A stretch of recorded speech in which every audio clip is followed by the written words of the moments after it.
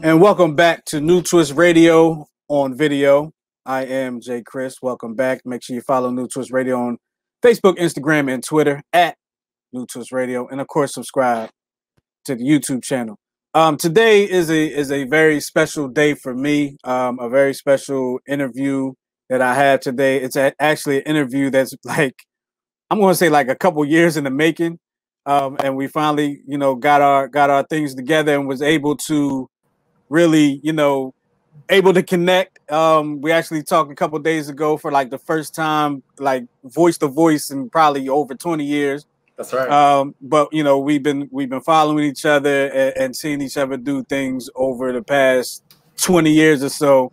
And I just want to welcome in Mr. Torrence Traynham, fellow Yaden resident, fellow Penwood grad, and all that good stuff.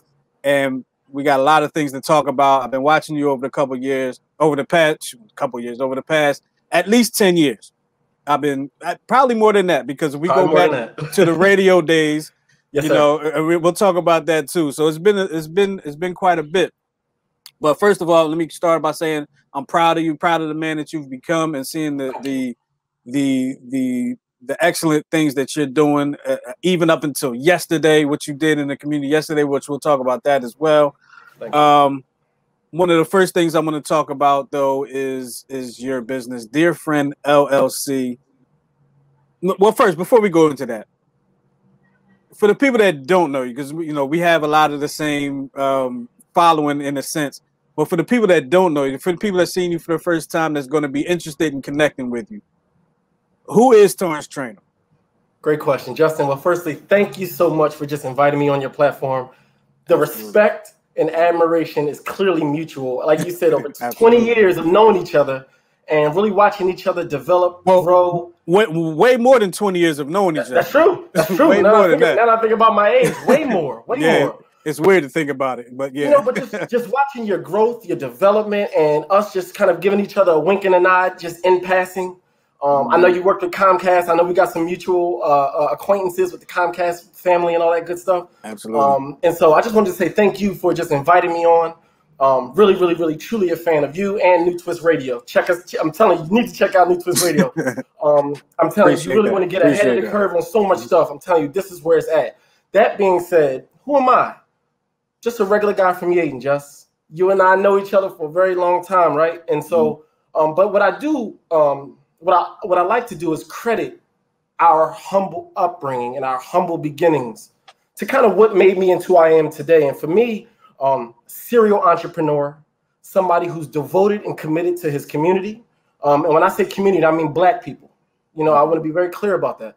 A humanitarian, meaning I love everyone, but I have a specific divine focus right now on people of color and Black people. And so where we grew up at, and I'm going to mention Yaden a lot throughout this conversation, because I truly feel like our roots, again, truly made us to who we are today, right? Absolutely. Just a hardworking guy, man. I'm a hardworking guy who loves the hustle and who loves to share his experiences as I journey with any and everybody within my sphere of influence and who'll listen, right? And so for me, my day job, a lot of people kind of know me via Instagram and LinkedIn at the Career Plug on Instagram by day.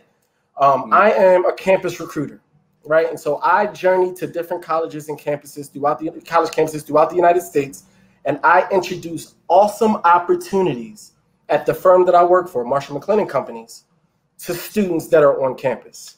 I focus primarily on the Eastern Seaboard and even over into the Midwest. And every now and again, you'll find me on the West Coast doing some recruiting as well. I have a high propensity to really land on HBCU campuses. Again, part of my just overall being is to share any and all, whether it be opportunities, gems, or knowledge with our young people. And so I find that on our historically Black colleges and universities, just so much genius there, so much talent, so much, so much potential. And one thing I'm noticing at those HBCUs is that there's some sense of developmental area when it comes to the professional development or the corporate space. And this corporate space is a different animal. It's created by white people, notably white men. Just a prime example, we talk about even down to shaving our beards, right? It's pretty standard or corporate practice to show up into the office clean shaven, no hair on your hair, right? I'm looking at you now. You got hair on your head. I know on your face. I know for me, when I shave it too close, you know, it get bumps. I get bumps. It gets crazy, right? And so it can be problematic for how do you navigate that? How do you navigate that, right? As a black man trying to, or black woman, you know, trying to navigate the corporate space, and they're telling you everything about you, or most things about you don't really fit here. So you need to alter that. How do you manage that? How do you navigate that, right? And so, you know, I've been doing this for 12 years. I've been at 3 Fortune 500 firms. I've been blessed to really be schooled and educated by some of the best recruiters, some of the best talent acquisition folks in the business. Also blessed to be living here in Brooklyn, New York now. I'm just in the hub of all things innovation, creativity, and what's the next thing, right? It's just that New York energy that goes on up here. I'm a part of it, I'm in it, and I'm leveraging it. You know what I mean? And so that being said, so it's my #1 goal to really just present these awesome opportunities, whether it be at my firm or other opportunities in general, to folks who either aren't aware of the opportunities or need to upskill to be able to attain those opportunities. So that's what I do, pretty much my 9 to 5. Now, an extension of that, a lot of people oftentimes see, I wrote a book. And so that's kind of where the career plug kind of sort of was birthed and developed. It started out, I mean, I guess the natural progression, it started out as a blog. Thank you for that. It started out as a blog. And then as I started to get more and more inquiries on the blog about, you know, Torrence, what do we do about interviewing? Or what is my resume supposed to look like? Or how am I supposed to follow up after an interview? Or, you know, what does it look like to even engage an employer? You know, how do I even go about doing that? Should I apply to multiple jobs at one location? All of that can be found in the book. And so oftentimes I found that a lot of our non-Black colleagues or students, they have these conversations at 5, 6 p.m. at the dinner table with their family. You know, the father might be a managing director of a bank and the mom may be head of HR somewhere. And so they're constantly having this crosstalk that more times than not in our community, we just don't have that conversation. And I feel like once we have that information, we can then utilize it and leverage it to put us in better positions. Absolutely. I mean, it's information that almost has been, in a sense, hidden from us. It's like, okay, don't let this get out. Yes. Because, you know, it's known what our people can do once they get information and get a hold of something. And, you know, just look at some of the things that we have done throughout history. That's right.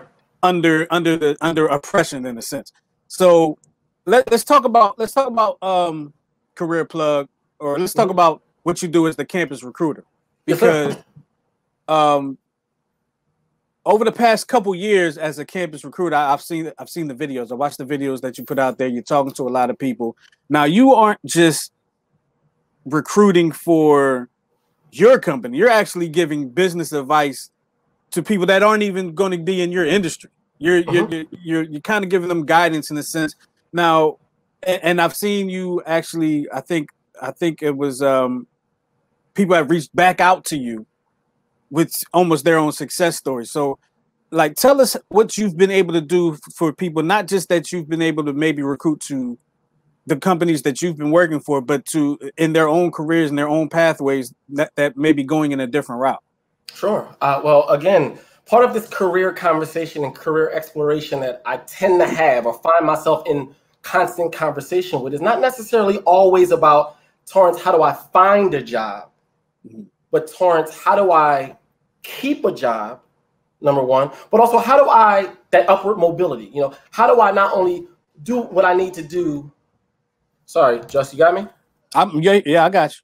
Sorry, this computer just timed out on me. You're still here. I'm still there. Am I still looking? You see me typing right now, trying to put this I see this password in, right? So, but a career mobility. Career mobility. Oftentimes we'll get in a job and then we'll not know, okay, now what? When do I talk to my manager about, can I talk to my manager about that next opportunity? Do I look disloyal? Do I look as if I'm just an opportunist? Has it been 2 years since I sat in this role before I even had that conversation? Or again, when we talk about those career conversations, not necessarily with just me, but I like to coach my colleagues and even students how to have those career management conversations with your manager. I think oftentimes we almost have a sense of we feel like a sense of disloyalty by saying to our manager, hey, I'm actually interested in that. Right. And so how do you have that conversation? So more times than not, I start that conversation by saying, well, I sure hope you're an A+ star athlete in the role you're in now. Because you can't have a conversation about doing something else unless you're an A+, A1 player and already in what you're doing, right? And so oftentimes, so many folks are so focused on that next thing that they're not focused on what they actually need to do to nail down this thing, right? Right. Understanding that nailing this thing signals to your manager that you're capable and ready to tackle on something else.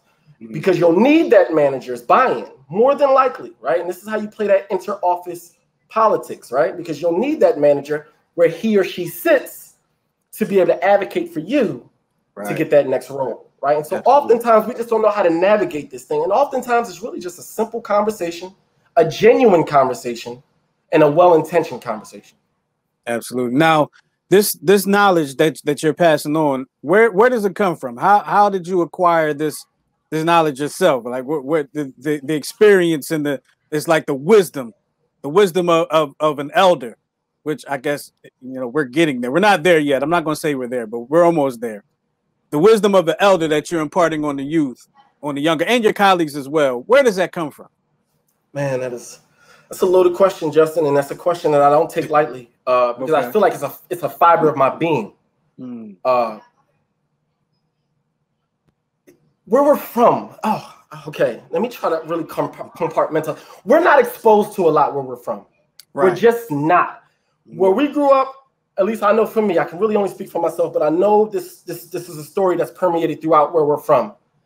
You grow up, you get a job either at SEPTA, that's public transportation, you join the Army, you go work at the airport, or you just do something, or the post office. You do something safe. You do something safe. When I grew up, no one really talked to me about creativity. I grew up thinking I wasn't creative, right?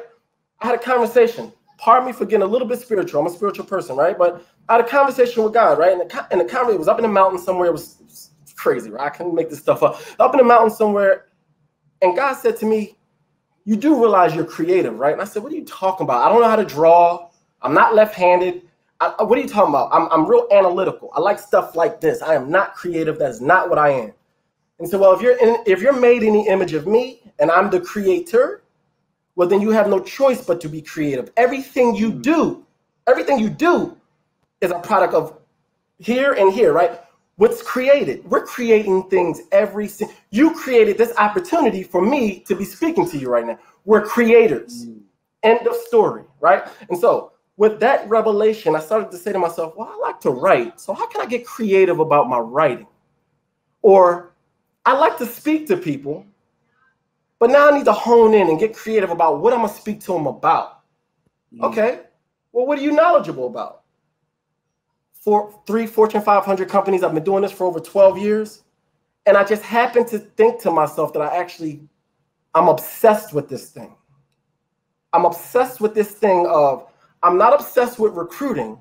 I'm obsessed with having information and sharing it with someone who needs it, if that makes sense. That's what I'm obsessed with. And I've oftentimes, I think back to our childhood, and I think back to, why am I so blessed to be exposed to what I've been exposed to? And I'm oftentimes reminded when I go back home, just like yesterday, how many of our peers, how many people we grew up with who just never been exposed, who never had the exposure, right? Think about the greats we have, or the potential greats we have within a 10 by 10 block radius of you and me back home in Yaden. The basketball player, I'm not gonna call names, but the basketball players, the geniuses, the chess players, the baseball players, the musicians, all right there in Yaden, right there in Yaden. That's why, and I'm gonna segue into my next point, why I love my town so much, why I will spend the rest of my life making that the new Black Wall Street. I feel like when folks like you and I who've had the opportunity to be exposed to so much, understanding that our folks back at home never really had that opportunity, it's incumbent upon us to share what we have, to share what we know, to try to put them in a better position. I had a conversation with a few of the elected officials yesterday down in Yaden, and the one question I had is, where's the economic stimulus here? What's driving the economy here in Yaden? And if you can't answer that question, then we need to create it. I cannot stand driving around Yaden and seeing the majority of the businesses not owned by people who look like you and I. When I drive through Yaden, it looks ugly to me. It just, from an eye perspective, aesthetically, it looks ugly. I want to change that. And I think we can change that. You and I and the rest of the creatives in Yaden, if we can push our elected officials there to say, hey, let's create a creative incubation hub. We got all these abandoned buildings. Why not leverage those abandoned buildings? And we get creatives like you and I to pay rent, to sell our t-shirts, to broadcast. We'll have a podcasting studio and all of that. You got to rent to pay for it, right? Whether it be a weekly rent, monthly rent, however you want to do it, 6-month rent. And it's paid for by the taxpayers of Yaden, but we pay into it to making sure that it's turning a profit, right? And so what are we doing? So I say that all at the same. I'm sorry to really be long-winded with it, but it's who I am. Having information, being exposed to information, and not keeping it. I can't keep it. I want to give it away. When I first wrote my book, I gave it away. In fact, I'm still giving it away. Yes, it's on sale at Amazon right now. It was on sale on my blog, thecareerplug.com. But let me tell you something. If you can't afford the $10, reach out to me. It's yours. I can send an electronic version to you. Please reach out to me. I just need you to have this game. And if you feel like you don't need it, I guarantee you got a nephew, a niece, a son, a daughter, a neighbor, a friend, somebody that can leverage this information. So please take heed to the information in the book, understand the motive of the author, which is me, and understand I want nothing less but for you to win, for you to succeed, and for you to take this knowledge, leverage it, because I know, especially us, like our people, I know the moment our people get a hold of some information that they can use, they knock it out the park. Absolutely. Knock it out the park. Absolutely. Look at us right here, right now. That's right. I got a little piece of information, and I said, I'm gonna run with this. I'm absolutely run with this. I got this from a corporate connection, and so making it happen. And with you, with you creating the book and wanting the creative space, you've also created an LLC. Yes, sir. Dear Friend LLC. Dear Friend LLC, yes, sir. Tell me a little bit about that, because I've seen the shirts, I've seen different videos of you going around different places. Tell me about Dear Friend LLC. Dear Friend LLC was created. We just celebrated our 1-year anniversary. What is this? A couple days ago. It's July 30th. 4 days ago, we celebrated our 1-year anniversary. We're extremely excited about the trajectory and childhood friends, Daniel Daughtry and myself. I'm sure you know Daniel Daughtry very well. Absolutely. Both from Yaden. Both absolutely love the community, love where we grew up at. We feel like we always need to give back and do whatever we need to do for Yaden. But we formed Dear Friend LLC in Yaden because we wanted to make sure that each and every sale, right? Each and every sale, we're paying back into the Yaden community, right? And so any taxes and all things that we pay with the company, that all goes back right into Yaden's coffers. But more importantly, what we really wanted to do is we wanted to build a model. We wanted to build a model to show people, listen, man, you can start where you are. Whatever you got laying around, you can start a company with it, right? And not only can you start a company with it, the motive is to also project positive, productive, and creative elements of our culture. And so one way we do that is through apparel, right? And so Dear Friend, if you'll notice on the website, a lot of the designs that we create, we address someone, whether it be, or a thing, Dear HBCU, Dear Family, right? Our Dear Family design, it notes generational wealth, right? These are the type of positive affirmations and positive behaviors and positive ideas that we want to permeate our community with. We want you to be thinking about generational wealth. We want you to be thinking about it so much and you care about it so much that you want to wear it and share it with the world, to get the world thinking. I feel good when I walk into a store or walk into an establishment and I'm sometimes the only person of color or black person in that store, and I got a generational wealth across my chest, just signaling to everybody like what you thought about colored people, what you thought they was thinking about, just want to redirect you to what we thinking about. Absolutely. Dear black boy, Absolutely. you are a king. Dear black girl, you are a queen. These are the type of messages that we are trying to permeate our culture, permeate our community with, and try to combat some of the other things that we're constantly seeing on television and in the newspapers and things of that nature. And so that's why we created it. So we wanted to really project positive and productive and creative messages throughout our community, but we also wanted to walk the walk. And so you'll constantly see us. We did a toy drive that we're ramping up to do another toy drive, back to school sort of situation. But what we're trying to do is affect our community. That's what we were trying to do in a positive way. And so however way that looks, Dear Friend is a part of it. Excuse me. And I love what y'all doing, man. And two guys from the neighborhood that I grew up with, and I see them doing their thing in New York and DC and traveling to different campuses and doing different things, man. I mean, thank you. You guys are absolutely, making the community proud.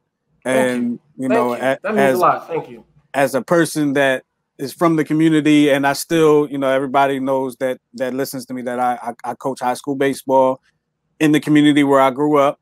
That's right. I tried to do my part in educating them and guiding the young men that I coach, and the young women too, because we have managers that come in and they, I talk to them as well, just like I talk to the fellas, uplifting and I see some of the people that I've coached. Actually, it's funny.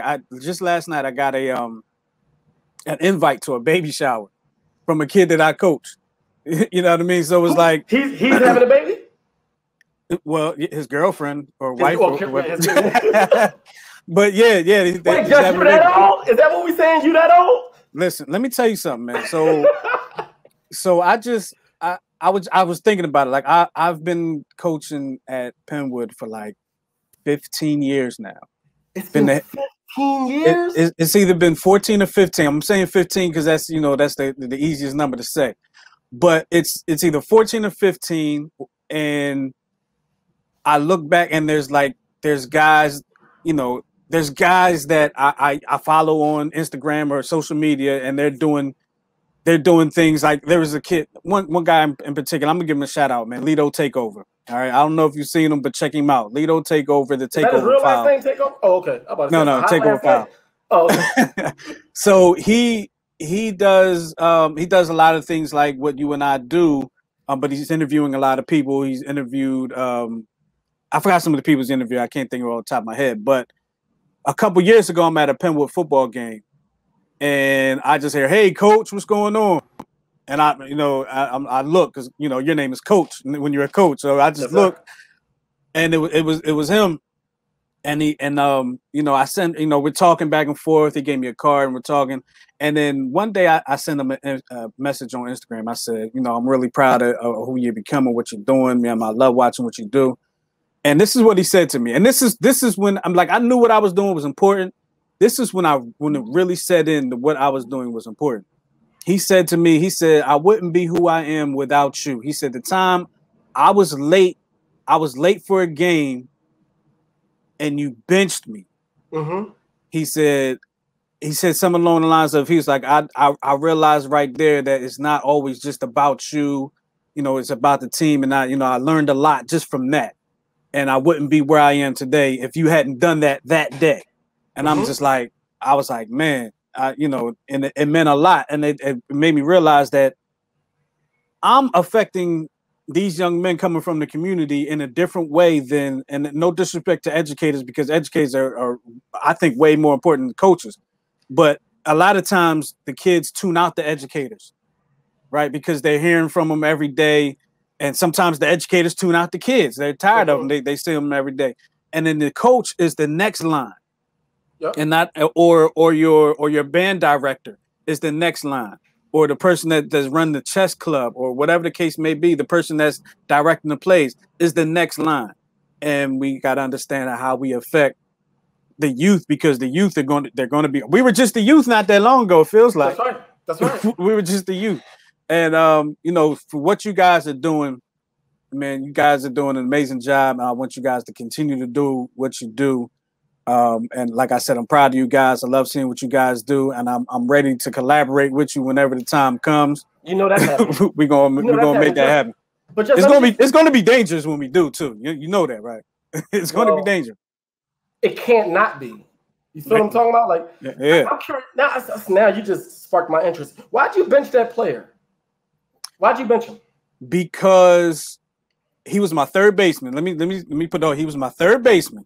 Okay, yeah. And when he sees that, he's gonna know I'm talking about. He was my third baseman. He was a talented third baseman. I think he was at least a two-sport athlete. He played football and baseball. He was, if I remember correctly, okay, because I've benched a lot of people, but if I remember correctly, he came to a game late. Now I think he came before the game actually started, but he came to the game late, and but he was a star athlete. He was a star athlete. Why didn't you play? I don't understand. Because I needed to set that precedent. That's right. I needed to set that precedent. I had to, let him know, like, and he was mad, and he's going to be mad. But I understood that there's a bigger picture. You understand? And I had to set the precedent of, look, you just can't waltz in here because you believe you're a star athlete, and we can't go on without you. You got to understand this is bigger than you. You're a part of this, right? And you can be a part of this, but you got to play the game the right way, because in life you can't just walk into work if you're going to be working for yourself or anybody. You can't just be walking into work when you feel like and think everything's going to be good. No, this game of baseball and basketball, football, whatever, translates to the game of life. That's right. And if I don't do my job in teaching you, if I let you get away with this, you're going to think you can get away with a whole lot of other things that you're not going to be able to get away with. And it's my responsibility to let you know that just can't happen.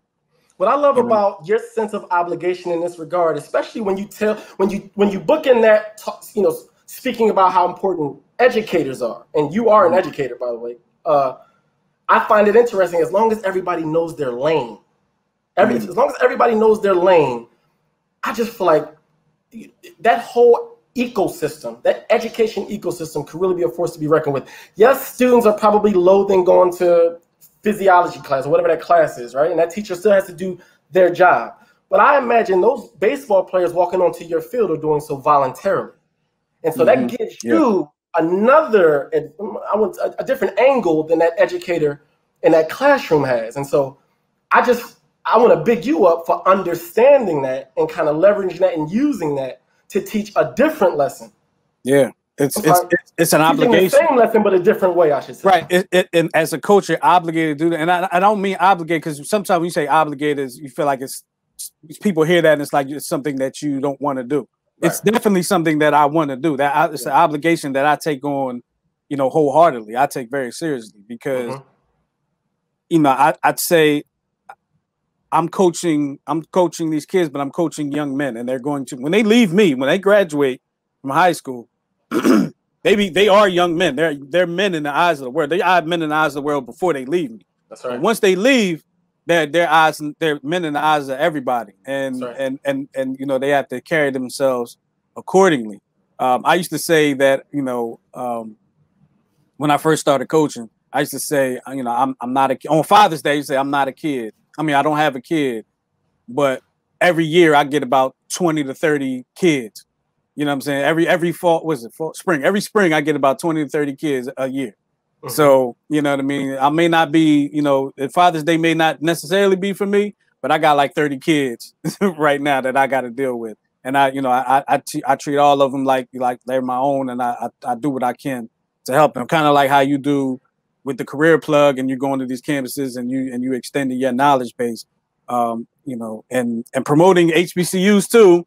I definitely promote the University of Maryland Eastern Shore every chance I get. Actually, shout out to UMES. Shout out to UMES. Hawk Pride, catch it. Yes, sir. I had one of my guys go to UMES, play baseball there. So I'm always pushing that narrative, man, and I'm happy to see you pushing that narrative. My wife says she wants a shirt, so I'm definitely going to be hitting y'all up for the shirts. There was something else I wanted to talk to you about, and some of the community events. Okay, so you did a food drive yesterday. Do you want to Yes, talk about that at all? I mean, because it was on it. I saw it. Okay, so full disclosure. Excuse me. We spoke a couple days ago. I think we spoke Monday. I think it was. Was it Monday? I think it might have been Monday. I think it was Monday. It was Sunday or Monday we spoke. Yep. And it was Monday. It was Monday. So, and you told me about it. And we spoke for about an hour. We spoke about so many things. And then yesterday, you know, the food drive happened. And then I saw it on the news. And then I saw your post. And I was like, damn, he did tell me he was doing a food drive. and I didn't make it over there. So I mean, how did it go? How did it come about? And what was your motivation for doing it in Yaden? I got to put that in there because that's part of the story. Man, so the beauty about having this company, Dear Friend LLC, and being community oriented is that it kind of just spreads. People just start to understand what you're about and what you're doing. And so we got a call from one of the state reps, as well as the mayor of Yaden, who partnered with Health Partners, who had 10,000 pounds of food to give away to the residents of Yaden and surrounding areas. I believe you mentioned you coming over the bridge and you saw just how crazy traffic was. And anybody who knows Yaden? I didn't know. Right. So you didn't know what was going on. I didn't know. I was like, wow, because usually the traffic coming over the bridge is backed up going the other way. I know what it right. And I'm like, why is it so backed up? I'm like, I'm turning off and I was going to my dad. I'm turning off and going to my dad's house. Because I don't understand why it's so backed up. But go ahead. So continue. We had traffic backed up from, for those who know the area, Yaden Bridge to where we were actually distributing food from, I don't know, 3/4 of a mile, maybe a mile. Yeah, 3/4 of a mile. And then on the opposite direction toward the TriStar, we had folks backed up even that way. So in coming in both directions, converging onto where we were, handling the food. It was all contactless, so it was all just putting the food in the bag. You open up your trunk, you throw the food in the trunk, and I can't even begin to tell you how many 10,000 pounds of food we went through. I don't know how many families we were able to feed, but 10,000 pounds of food, courtesy of Health Partners. So we were really, really excited and humbled to be invited to be able to participate in such an awesome effort. Yeah, and I was told that, it was so much traffic out there that people had to they were directing traffic and had to direct space for the buses to get through so they can do their thing. It was a beautiful mess. It was a beautiful mess, let me tell you. Man, and that's amazing, man. I feel like I could talk to you about so many more things. I feel like I want to talk to you about so many more things. But I'm going to save it so we can do more of these. Let's do it. Because as you continue to do your thing, I'm going to definitely be watching, and we're gonna be talking a lot more, man. We exchange phone numbers, and we're gonna be making some things happen. So I'm definitely, like I said, I'm proud of you. I'm proud of the man that you become. I'm proud that you're from the neighborhood, and we come up from the same roots. And you're not only am I proud of it, but you're motivational. I'm trying to make sure I don't say it wrong. You're motivational. You don't understand, like. And people they're not privy to the conversation we had the other day. But you don't understand how much your conversation with me motivated me the other day. Oh, just don't do that. You're not gonna have me cry on camera. No, please don't cry, because then I won't be able to look at you, because then I might start crying. So I'll have to edit that out if it happens. But no, but seriously, you don't understand how much because one thing that my dad has always said to me, that everybody has things that their parents or grandparents said to them that stuck. One thing that he has said to me that has always stuck was always do your best, because you never know who's watching. And every time he said that to me, it was after a baseball game or something. Okay. But it meant so much more. Like as I got older, I realized it meant so much more than just in the realm of baseball or sports. You know what I mean? Because when you're doing something, you never know who's what. You don't have, I don't want to cut. You don't have step anything. Yeah. You want to, you do your, because you just never know. And we didn't talk about it, but you coming from the communications background, you were on the radio in Philadelphia, on a couple of stations in Philadelphia, and I saw you. And the funny thing is, I used to listen to you before I even knew it was you. And then I saw a flyer, and I was like, "Yo, I think I know that guy right there." And for you to say the things that you said to me about when I do my morning show, the Friday Vibes morning show airs at 7 a.m. Come check it out. I'm trying to tell y'all. every Friday. It's a vibe. It is a vibe. I work out to it every Friday. It's a vibe. NewTwistRadio.com. Make sure y'all check it out. But the things that you said to me, man, I was like, yo, I'm not that I was thinking about stopping, but I was like, I got to keep going, and I got to make it even better now because somebody's paying attention. You're only competing with yourself, Just. You're only competing with yourself. And I'm my best and my toughest competition. That's how I always feel about it. Don't listen. I know you're wrapping up. You about to get me going. Well, hey, it's motivation to keep to tackle the day, man. I'm actually, after we get off, I'm going to clean up the studio and I'm going to get some things done because I'm a little behind on my radio work. So I'm gonna definitely, I got a day to do it. No baseball today. I don't have anything I got to do but cut some grass, and I just need an excuse to not do that. But Mamba mentality, bro. Get it done. Mamba mentality. Exactly. I just bought a book. It's over there. The Mamba mentality. I just bought that book like last week. Did you read it yet? I haven't read the entire thing, but I mean, it's going to change your life. The man's mentality. It'll change your life. Yeah, I live absolutely. by it. I live by it. Absolutely. So look, Torrence, thank you very much, man. Follow him at Dear Friend LLC. Follow him at The Career Plug. You're going to be hearing a lot more from this gentleman on New Twist Radio. I guarantee you that we're going to be doing a lot more things like this. And I just want to thank you for being with me. And I wish you well in everything you do. It's been a blessing, such an honor. Looking forward to what we got going on. Absolutely. Let's keep it moving, man. My mentality. The marathon continues. Absolutely. So make sure, like I said, follow him on The Career Plug. Follow him at Dear Friend LLC. Follow New Twist Radio at NewTwistRadio.com and at New Twist Radio. And follow me too, Jay Watson Radio Man. Why not? I post stuff too. So there it is. So next time we talk to y'all, it's going to be NewTwistRadio.com and all that good stuff. But I appreciate y'all for checking us out right now. We'll see y'all next time.